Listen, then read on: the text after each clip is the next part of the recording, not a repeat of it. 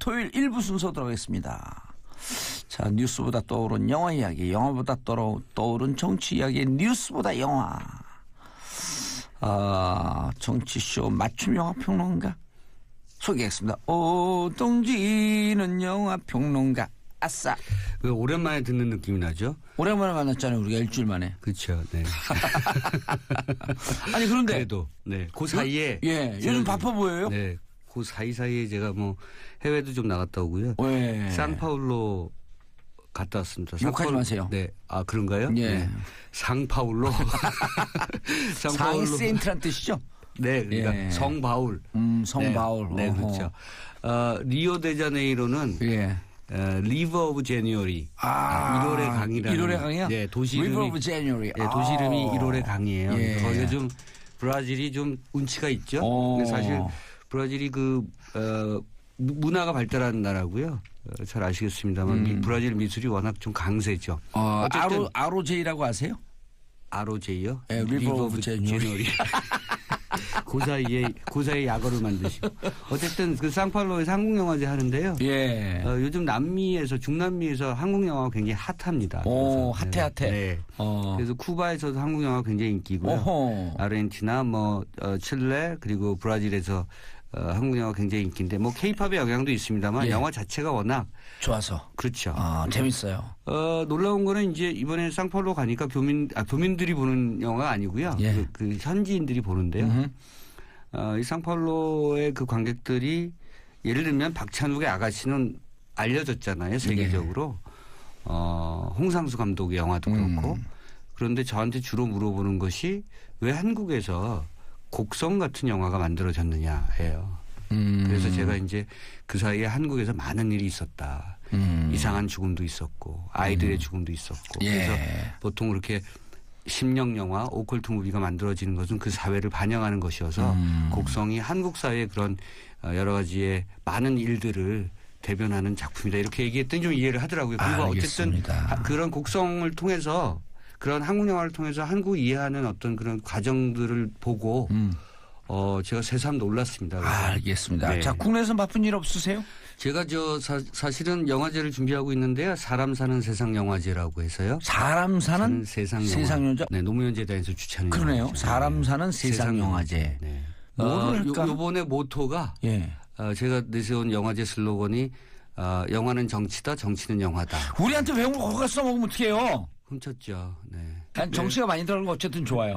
어쨌든 9일부터 12일까지 좀 짧게 해요. 9일서부터 12일. 네. 12일까지 장소. 제가 서울국장이요. 서울 시내에 있는 서울국장. 예, 서울국장. 독립영화 많이 하는. 거기 시네마테크도 있죠. 예. 네. 자, 오늘 소개할 첫 번째 영화. 굉장히 재미있는 작품 가져왔는데요. 빌리진 킹 세기의 대결이라는 작품이고요. 아마 요즘은 테니스타가 나달? 예. 네. 그렇죠. 라파엘 나달. 최고인가요? 제가 스포츠를 잘 모르긴 합니다만. 그렇죠. 나달이 인기가 제일 많죠. 그렇죠. 네. 저 별로 안 좋아하시나 봐요. 테니스. 아니죠. 달 이런 거 좋아해, 달.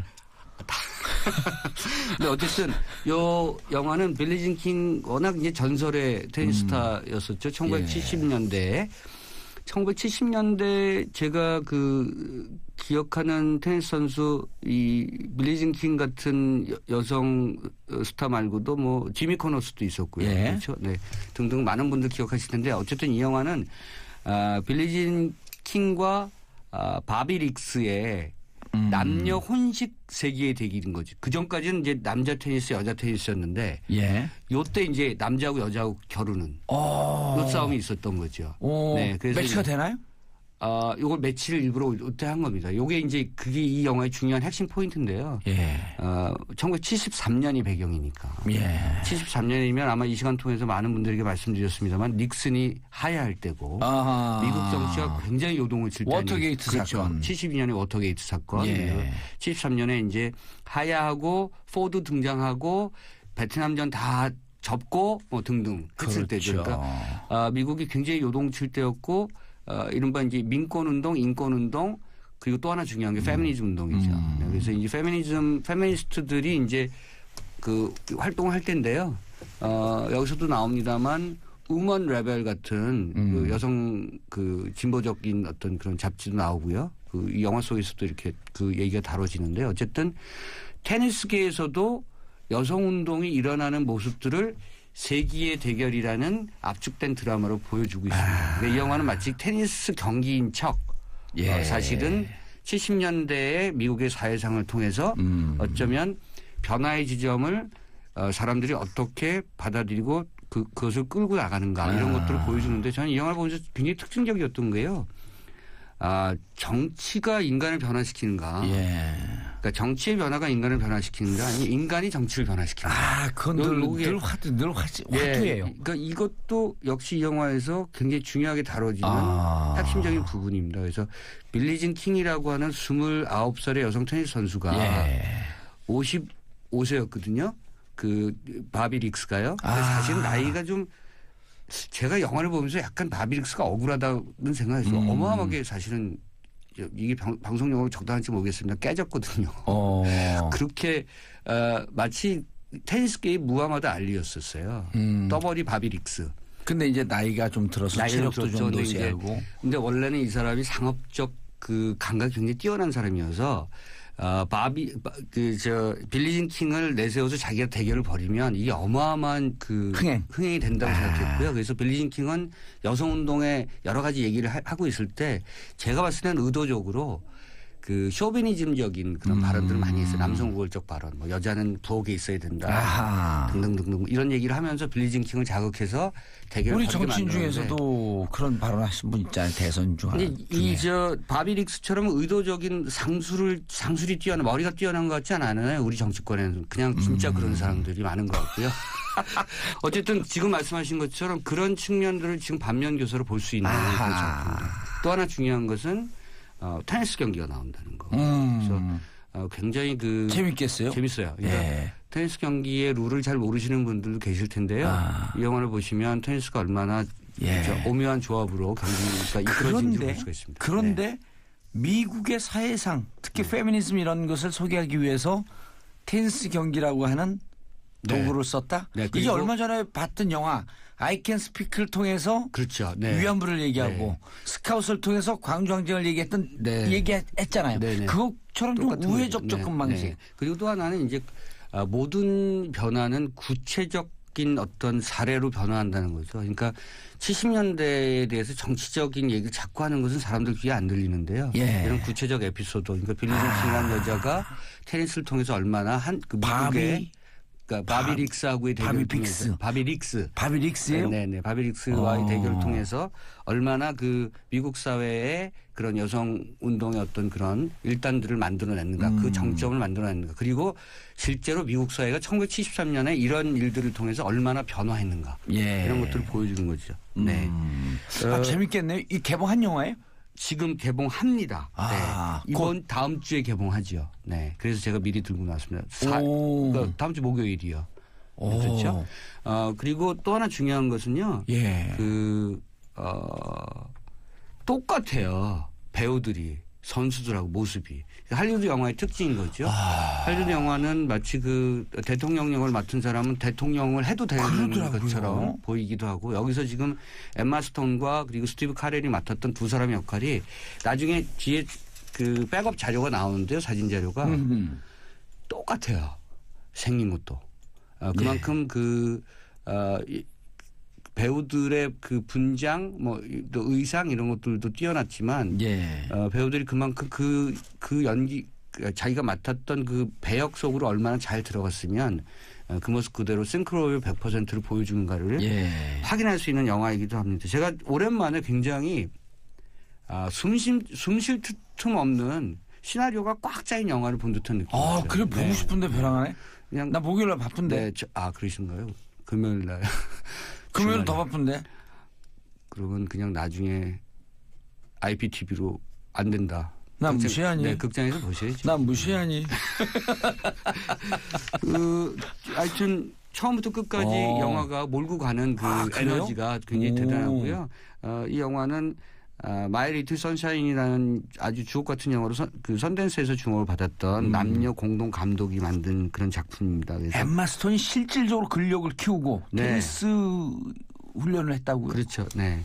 엠마 스톤이 나중에 빌리 진 킹이 쓴 안경 그대로 쓰고 나오는데요. 그러니까 제가 어렸을 때 빌리 진 킹을 봤을 때 그 느낌, 그 헤어스타일 등등이 제가 영화를 딱 시작할 때 모습을 보고 할리우드 얘네들은 정말 이런 것들을 맞추는데 아주 뛰어난 솜씨를 갖고 있는 그런 장인 솜씨를 갖고 있는 사람들이라는 것을 새삼 확인했습니다. 네. 이 영화를 굳이 골라온 이유가 시대를 변화시키는. 네. 그러니까 1973년에 그러니까 미국 사회가 변화하는 그런 모습들을 볼 수가 있는데요. 예. 지금 2017년에 한국 사회가 변하고 있거든요. 촛불로 변했죠. 그러니까 변하고 있는데 아직도 변화를 모르는 사람이 있어요. 그러니까 시대는 변화합니다. 그리고 그 변화의 정점에서 그 터닝 포인트의 지점이 있어요. 그러니까 그것을 제대로 파악하지 않으면 시대에 뒤처지는 것이거나 도태된다. 그렇죠. 그리고 또 하나는 시대가 발전하는 것을 막는 행위가 되는 거겠죠. 그러니까 변화의 어떤 중요한 지점을 파악하고 그것을 깨닫는 것, 그것을 인식하는 것은 그리고 함께 가는 것. 그렇죠. 사회를 살아가는데 매우 중요한 덕목 중에 하나다. 그래서 이런 영화를 보면 그런 느낌이 확 와요. 지금 우리도 변화하고 있는데 영화 속에서 페미니즘을 반대하고 뭐 여자는 뭐 부엌에 있어야 된다는 이런 애나 키워야 된다는 이런 얘기를 하는 일단의 사람들이 나와요. 백인 보수주의자들. 말씀하신 그 정치 지도자 꼭 봐야겠는데 제가 그분 핸드폰 번호 아니까요. 네. 이 영화 소개할게요. 미국 가 있지 않아요 지금? 이 영화 돌아왔나? 그렇죠. 이미 이 방송 나갈 때쯤이면 돌아왔죠. 근데 이런 영화 봐도 똑같은 소리 할 거예요. 예. 자, 두 번째 영화. 네, 주키퍼스 와이프는 지금 개봉 중이고요. 주키퍼스 와이프. 네. 주가 동물원이죠. 그러니까 동물원을 지키는 주키퍼스 와이프. 주키퍼스 와이프. 그러니까 맞다. 그렇게 발음해야 되나. 주키퍼스 와이프. 미국 애들은 못 알아들어요. 주 하면 주 해야 돼요. 주. 네, 참. 주 하면 정봉주인 줄 알아요. 주. 그 정봉주 아니에요? 술 한잔 주세요. 그래서 동물원을 지키는 부인이죠. 이게 폴란드가 배경이고요. 폴란드 영화예요? 네. 합작이라고 보시면 되고요. 미국에서 주도했지만 배경은 이제 공간은 폴란드죠. 그래서 1941년 39년 41년 이때가 이제 2차 세계대전 시기인데 벌어질 때고 폴란드 침공 때죠. 그러네요. 그렇죠. 그래서 폴란드에서 동물원을 운영하는 한 부부가 이제 침공당하고 동물원이 많이 파괴되고요. 폴란드를 히틀러가 침공함으로 인해서 유럽이 초긴장 상태로 들어가는. 그 폴란드로 가는 길이 신장로라고 하지 않습니까? 그래서 한국은 70%가 산악이지만 폴란드는 거의 평야거든요. 그래서 폴란드가 외세의 침공을 많이 받았던 이유 중에 하나가 지형적인 이유가 있습니다. 그러니까 탱크가 가기가 너무 좋은데요.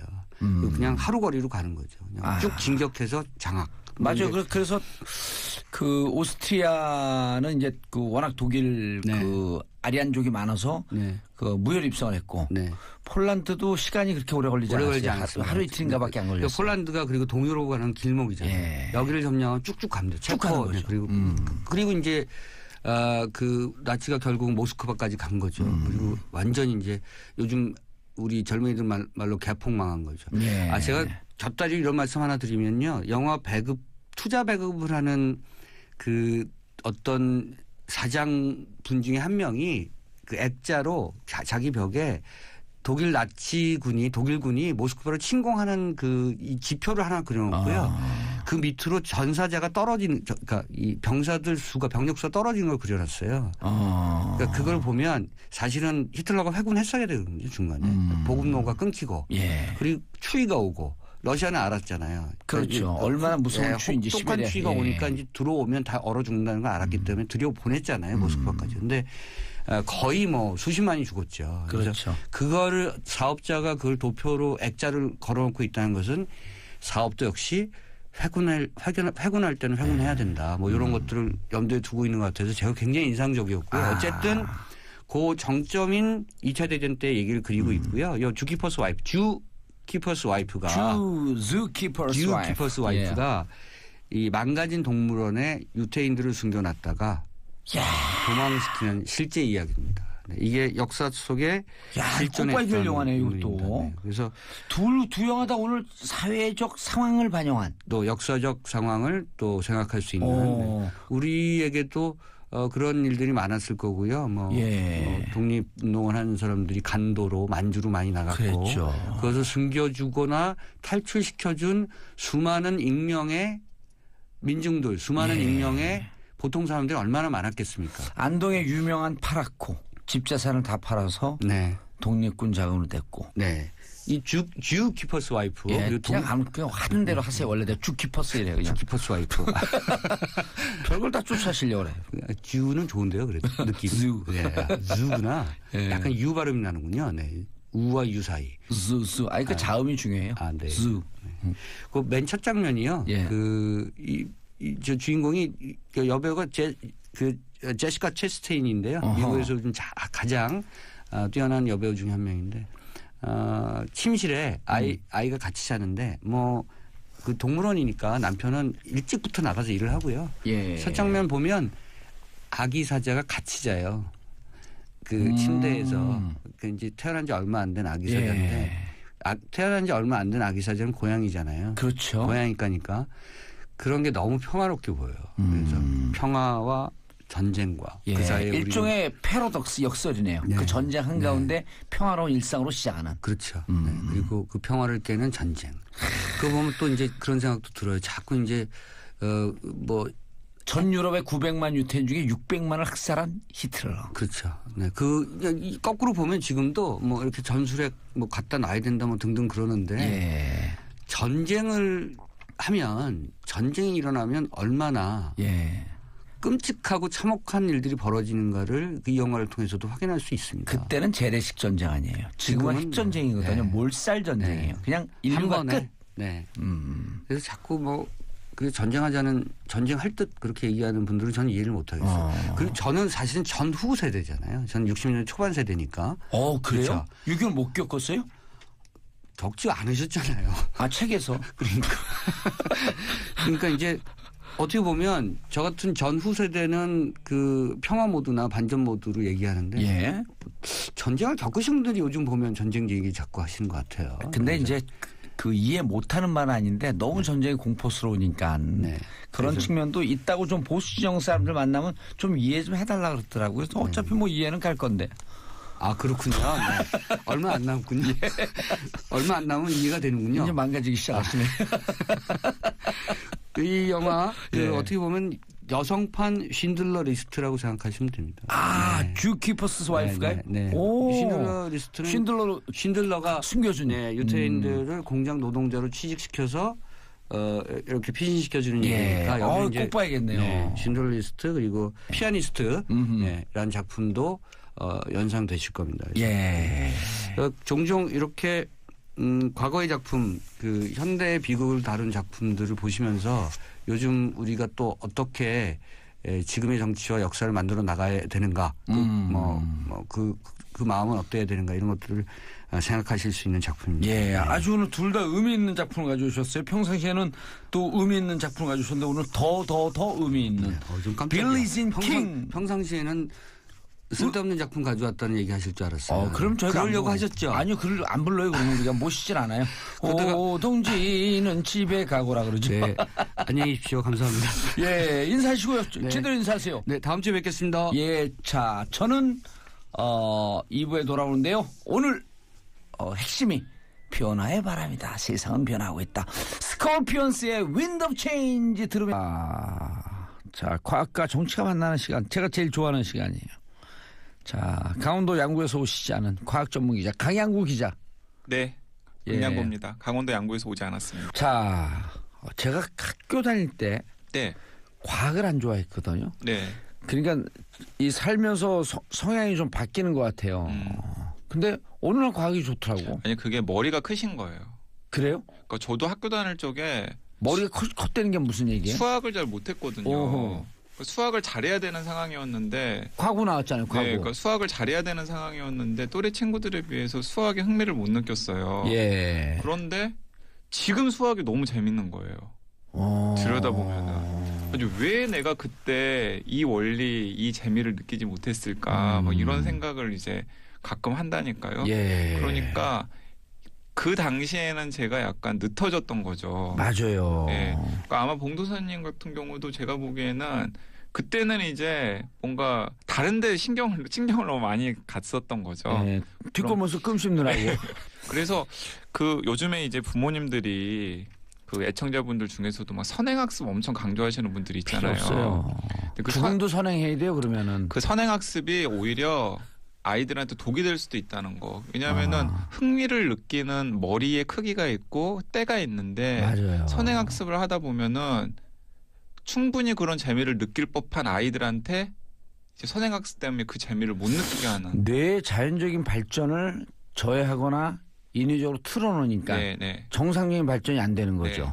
영어, 수학, 국어 잘해봐야 네. 세상 나가고 사는데 별 필요 없거든요.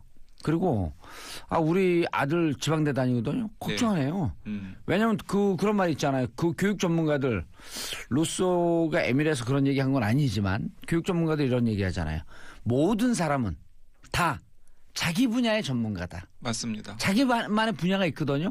오히려 지금 가장 필요한 것은 무엇을 하고 싶고 무엇을 잘하는지를 파악하는 일. 맞아요. 어느 곳에 열정이 있는지 열정을 있는 잠재된 있는 열정을 끄집어내려고 하는데 왜 온 국민이 다 영어를 잘해야 되죠? 네, 맞습니다. 온 국민 수학을 왜 다 잘해야 되죠? 그러려면은 진짜 다양한 경험을 하도록 좀 권장을 해주고 그런 게 훨씬 더 중요하지 남들이 다 하는 거 따라서 하는 게 맞아요. 중요한 건 아닌 것 같습니다. 우리 교육 문제 얘기해야 돼. 오늘 얘기 시작해 볼까요? 예. 아직 안 끝났나 우리 오늘 얘기. 지금 PD님 지금 쌍심지 지금. 누구? 앞에 지금 계시잖아요. PD? You fire. 이게 무슨 뜻인지 모르죠. You fire. 너는 불꽃. 네. 네. 예, you fire. 너는 불꽃. 네. 우리 트럼프처럼 할 필요 없어요. 네. 강양구 기자님, you fire. 네. 당신은 불꽃입니다. 알겠습니다. 자, 가시죠. 네, 본격적으로 얘기를 시작을 해보려고 하는데요. 일단 오늘은 좀 재밌는 얘기부터. 흔히 이제 의사들이나 과학자들 사이에서 이 로세토 미스터리라고 불리는 사건이 있습니다. 로세토 미스터리. 네. 이 로세토라는 곳은 미국의 이제 작은 마을 이름인데요. 예. 20세기 초에 이제 미국으로 건너온 이탈리아 이민자들이 정착한 곳이에요. 근데 1960년대에 이제 몇몇 의사들이 이 로세토 마을에 신기한 일이 있다라는 걸 발견을 한 겁니다. 똑같은 이탈리아 이민자들이 정착한 인근의 마을과 비교를 했을 때도 유독 심장병 사망자 수가 적은 거예요. 그 마을만. 엽기 드라마인 줄 알고 놀래 무서워. 징징징징 그러면서 무서운 얘기가 되는 줄 알았더니 좋은 얘기네. 네, 미담으로 가네. 네, 심장병 사망자 수가 적은 거예요. 근데 이제 신기한 건 뭐냐면 그 마을 사람들이 술을 안 하는 것도 아니고 담배를 안 하는 것도 아니고 그렇다고 또 유독 마른 사람이 많은 것도 아니에요. 술도 많이 하고 담배도 즐기고 또 먹을 걸 좋아하니까 비만인 사람이 상당한데도 불구하고 똑같은 이탈리아 이민자들이 정착한 인근 마을과 비교했을 때도 심장병 사망자 수가 적은 거예요. 그래서 이제 많은 의사들이 이제 그 원인을 찾기 시작을 했던 거죠. 그랬더니 그냥 그 마을은 그런 겁니다. 스트레스를 별로 안 받는 거예요. 마을 사람들이. 우리가 약간 좀 지금은 이제 찾아보기 힘들지만은 이상형처럼 생각하는 되게 인심 좋고 사람들 사이의 관계가 돈독한 시골 마을? 그 로세토를 우리말로 번역하면 동막골? 네, 그런 거죠. 동막골. 저도 방금 머릿속에 동막골 생각했었거든요. 빨리 먼저 넣는 놈이 임자예요. 그런데 이 로세토라는 마을이 그렇게 심장병 사망자 수가 적더니 그래서 의사들이 계속 추적을 해본 거죠. 그랬더니 어느 순간부터 심장병 사망자 수가 점점 높아지기 시작하더니 나중에는 다른 곳이랑 별로 차이점이 없게 되는 상황이 발생을 한 겁니다. 그래서 사람들이 왜 그러죠? 그러니까 의사들이 아직도 그 원인을 찾지를 못했어요. 도대체 로세토 사람들이 왜 1960년대 중반까지는 심장병 사망자 수가 유독 줄었다가 그 이후에는 높아졌을까? 근데 유추를 해보자면은 그 이후에 로세토 마을이 인심 없는 마을이 되어버렸어요. 젊은 사람들을 떠나고 이른바 이제 외부와의 교류가 빈번해지니까 이제 인심도 좀 더 각박해지고 그다음에 젊은 사람들은 떠나서 안 돌아오고 예. 이제 그래서 이제 다른 곳이랑 별로 차이점이 없는 곳이 되었고 그러자마자 이제 심장병 사망자 수가 점점 높아지기 시작하더니 심지어는 다른 곳보다 추월하는 단계까지 이제 이르게 된 거죠. 예. 그래서 이제 아직까지도 많은 의사들이나 과학자들이 도대체 1960년대 중반까지 로세토 마을에 도대체 무슨 일이 있었을까? 1960년대 중반까지 그 이제 이유를 이제 찾지 못했습니다. 근데 여기서 이제 스웨덴의 노보르텐이라고 하는 이제 그 산간 벽지로 이제 제가 이제 공간 이동을 한번 해보겠습니다. 아, 별거 다 하시네요. 예. 그 스웨덴 과학자다워 역시. 예, 스웨덴 최북단 지역에 이제 노르보텐이라는 지역이 스웨덴은 있는데 들어봤어. 스웨덴은 처음 들어보네요. 그 스웨덴의 그 노르보텐이라는 노르보텐. 예, 지역이 로세토에서 노르보텐에서 노르보텐으로. 왔어요. 예. 그리고 노르보텐에서는 이제 어떤 일이 있었냐면은 그 1800년대에 기근과 풍년이 계속 몇 년 주기로 번갈아 가면서 막 있었던 거예요. 19세기에. 1800년의 기근, 1801년의 풍작, 1812년의 기근, 1822년의 풍작, 네네. 1828년의 풍작, 1930년 기근. 어떻게 한 마을에서 이럴 수가 있어요? 그러니까 한 지역에서 한 지역에서 이제 그 19세기의 그 시점에 이제 기후 변화가 약간 요동쳤다라는 증거가 있거든요. 그런 기근과 풍작의 콜라보. 네, 맞습니다. 네. 어떤 때는 기근, 어떤 때는 풍작. 그런데 이제 이 마을 사람들은 다 독실한 이제 카톨릭 신자들이어가지고 교회를 다니고 있었던 사람들이기 때문에 이 사람들이 언제 죽고 언제 태어나고 누구랑 결혼했고 등등이 다 그 교회에 기록이 남아 있었던 거예요. 어허. 그래가지고 이제 한번 찾아보는 거예요. 이야, 재밌네. 예, 이 역사학자들이랑 의사들이 말 그대로 콜라보를 해가지고 이제 들여다본 거예요. 예. 들여다봤더니 놀랍게도 할아버지나 아버지가 예. 성장기에 폭식이나 굶주림을 심하게 겪었던 사람의 자손이 건강이 특별히 더 좋거나 좋지 않거나 하는 증상을 나타낸 겁니다. 예. 그러니까 예를 들어서 할아버지가 예. 사춘기 때 엄청나게 심한 기근을 겪었어요. 흉작 그러니까 예, 흉작을 먹을 것도 겪었어요. 없고, 먹을 예. 것도 없고 흉작을 겪었어요. 혹은 뭐 할머니가 이제 그 어렸을 때 뭐 7살 뭐 6살 이랬을 때 계속 굶다가 갑자기 풍년이 들어가지고 한 해 정도 폭식을 한 그런 경험이 있는 거예요. 네. 그런데 문제는 뭐냐면은 그분들의 건강 상태가 아니라 그런 경험을 했던 그 자손의 건강 상태에 뭔가 비슷한 상관관계가 있다는 사실이 발견이 된 겁니다. 후천적 환경이 DNA화한다? 이렇게 이해할 수 있는 건가? 정확합니다. 예? 정확합니다. 후천적 환경이 세포 구조를 바꿔나가요? 정확합니다. 그러니까 이제 지금까지 상식은 무엇이었냐면은 우리 몸속의 유전자가 아버지로부터 절반, 어머니로부터의 절반 얻어서 이제 유전자가 결정이 되잖아요. 유전자는 선천적이고 유전자는 선천적인 타고난다. 거죠. 타고난다. 근데 이제 많은 사람들이 궁금해했던 게 있습니다. 어떤 걸 궁금했었냐면은 일란성 쌍둥이는 유전자가 똑같거든요. 예. 근데 헤어져서 서로 다른 지구에 다른 곳에 헤어져서 살면 다른 곳에 살면은 한 30년 후에 만나 보면은 완전히 다른 사람이 되어 있다라는 거예요. 아니 저는 살면서 네. 지금 이거를 많이 느끼거든요. 네. 왜냐면 전 개인적으로 진짜로 머리도 안 좋고 능력도 없고 그런데 열심히 하는 DNA 구조는 있는 것 같아요. 열심히 하다 보니까 머리도 좋아지는 것 같고 네. 이게 바뀌는 것 같아 진짜. 저 PD가 막 그런 건 아니고 제가 이제 그건 아니라는 걸 이제 좀 이따가 이제 얘기를 할 텐데. 창피해. 아니 그러면서 창피한 게 46년 만의 일이다. 아니 그래서 많은 사람들이 이제 도대체 유전자가 똑같은 쌍둥이는 도대체 어떤 메커니즘으로 네. 저렇게 달라질까를 궁금해했었는데 이제 이 노르보텐의 기록을 염두에 두고서 과학자들이 이런 식의 가설을 세운 거죠. 어쩌면은 이 조상의 특정한 시기에 조상이 겪었던 극심한 스트레스나 혹은 기근이나 혹은 갑작스러운 폭식 같은 그런 경험들이 유전자를 어떤 식으로든 변형을 시키고 그 변형된 유전자의 흔적이 아들 혹은 손자에게도 전해지는 것이 아닐까라는 가설을 세우고 조사를 해봤네. 계속해서 조사를 해본 겁니다. 그랬더니 또 다른 사례가 어떤 사례가 있냐면 오드리 헵번의 사례가 있습니다. 오드리 헵번 그 깡마른 체형의 그 로마휴일 많은 남성들의 이제 그 연인이자 마음속의 연인이잖아요. 근데 이 오드리 헵번이 마른 이유가 있어요.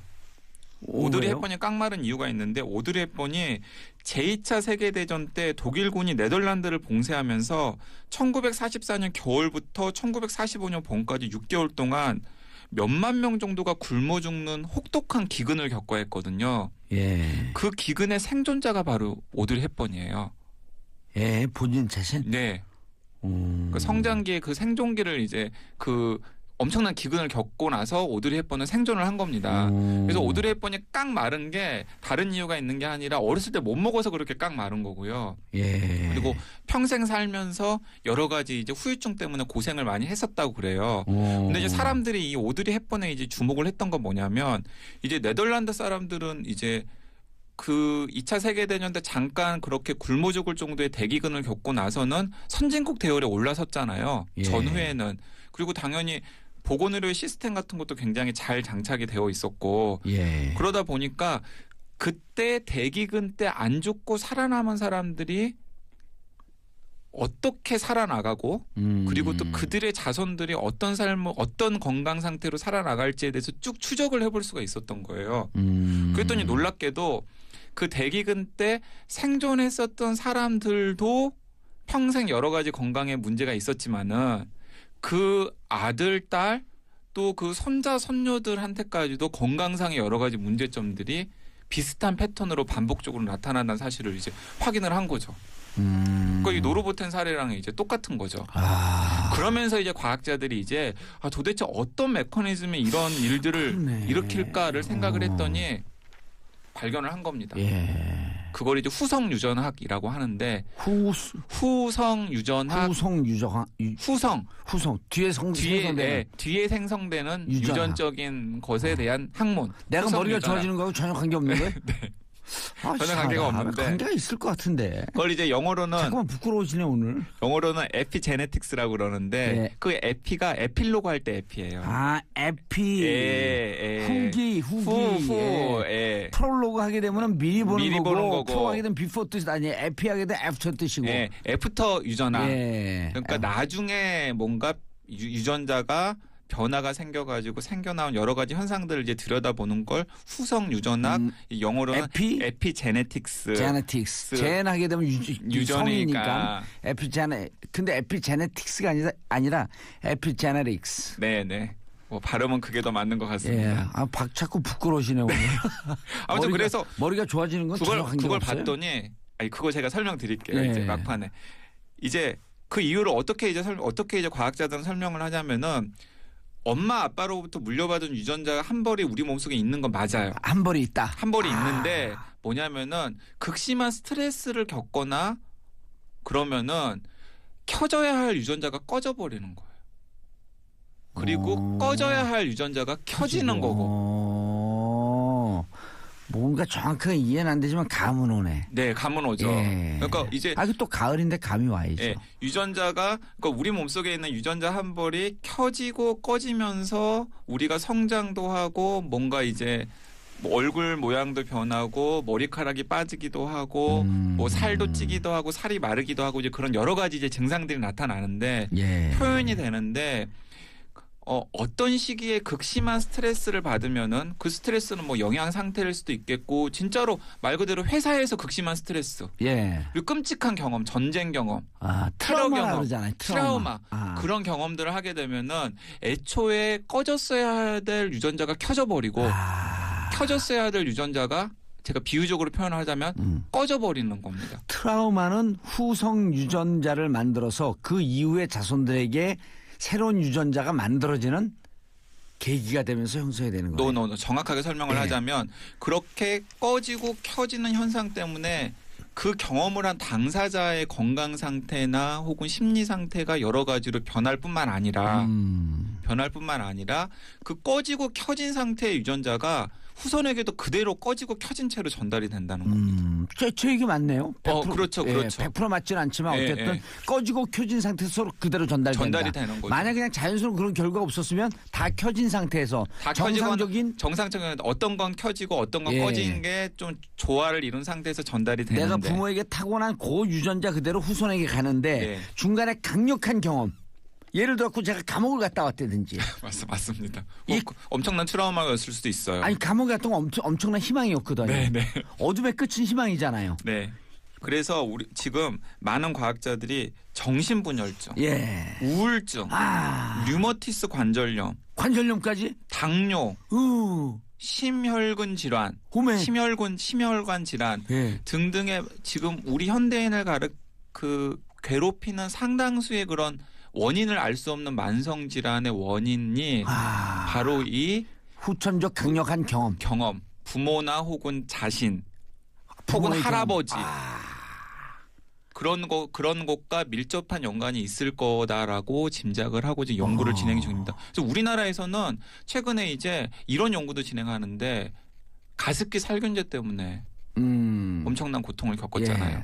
근데 그 가습기 살균제 때문에 그 나쁜 독성 물질을 흡입한 사람들도 폐가 망가져가지고 심각한 피해를 받고 있는데 그분들의 그런 이 가습기 살균제를 흡입한 분들이 혹시 자손을 낳았을 때 그 자손에게도 심각한 문제를 낳지 않을지를 지금 이제 과학자들이 조사를 해보고 있는 거죠.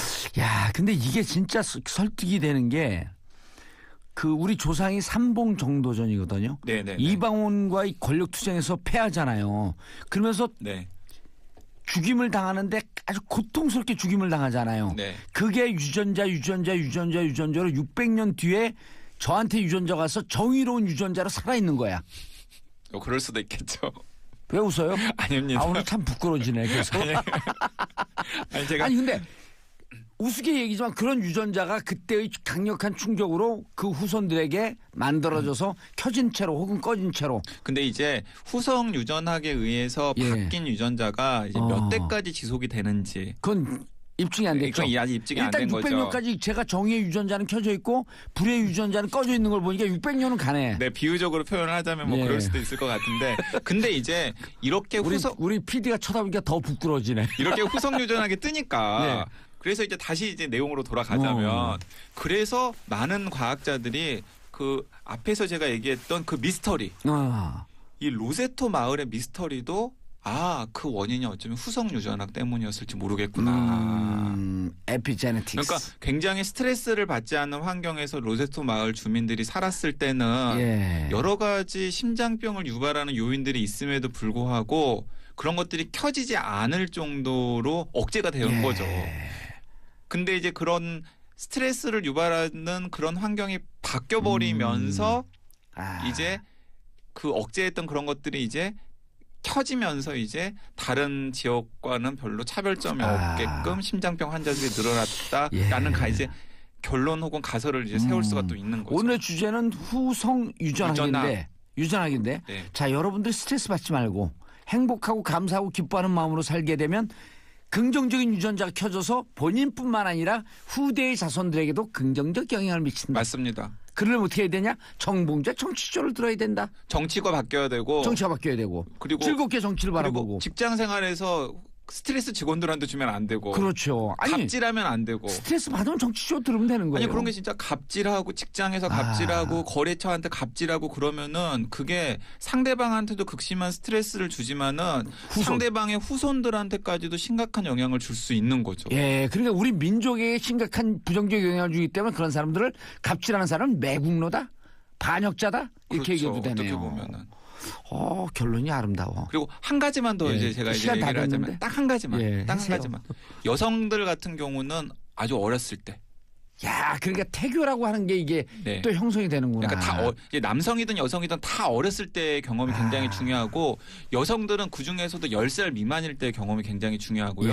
남성은 이상하게 2차 성징이 나타날 때 정도. 10대 초반. 알겠습니다. 아이들에게도 스트레스를 주지 마라. 부모님들, 어르신들, 그다음 어른들 꼰대짓 하지 말고 아이들은 꽃으로도 때리지 마라. 네. 사랑하라. 왜냐하면 기뻐하라, 그게 감사하라. 아이들한테도 문제를 일으킬 수 있지만은 우리 사회. 손자, 손녀, 그렇죠. 더 나아서 우리 사회에도 문제를 일으킬 수 있다는. 오늘 재밌었어요. 네. 감사합니다. 이렇게 과학을 잘 이해하는 MC 잘 못 봤죠? 못 봤습니다. 예. 이건 후성 유전자로 인해서 열심히 노력한 덕분 또 같아요. 어디 가서 또 그 제네틱스. 자, 강행구 기자님 인사하시고요. 네, 감사합니다. 예, 즐거운 주말 되시고 저는 월요일 10시 5분에 다시 찾아뵙겠습니다. 평안한 사랑하는 대한민국 국민들. 땡큐 피스 코리아.